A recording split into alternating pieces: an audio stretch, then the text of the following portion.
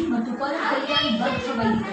ಚುನಾವಣೆ ಆರಂಭದಿಂದಲೂ ಇಬ್ಬರ ನಡುವೆ ನಡೀತಾ ಇದ್ದ ಜಿದ್ದಾಜಿದ್ದಿಗೆ ಇಡೀ ಆಂಧ್ರ ರಾಜಕೀಯ ರಂಗು ಪಡ್ಕೊಂಡಿತ್ತು.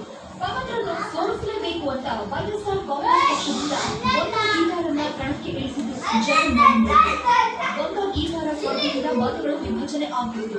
ಪವನ್ ಸೋಲು ಕಟ್ಟಿಟ್ಟ ಬುತ್ತಿ ಅಂತಾನೆ ಎಲ್ಲರೂ ಭಾವಿಸಿದ್ರು.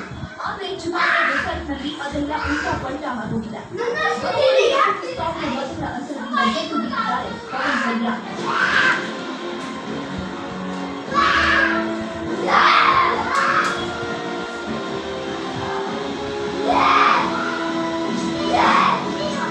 ಚುನಾವಣೆಯಲ್ಲಿ ಪವನ್ ಕಲ್ಯಾಣ್ ಪಡೆದ ಮತಗಳು 1,34,394. ವೈಎಸ್ಆರ್ ಕಾಂಗ್ರೆಸ್ ಪಾರ್ಟಿಯ ಗೊಂದಾ ಗೀತಾ ಪಡೆದ ಮತಗಳು 61,110. ಪವನ್ ಗೆಲುವಿನ ಅಂತರ 70,279 ಮತಗಳು ಆಗಿದೆ. ఎట్లా మెయింటైన్ అవా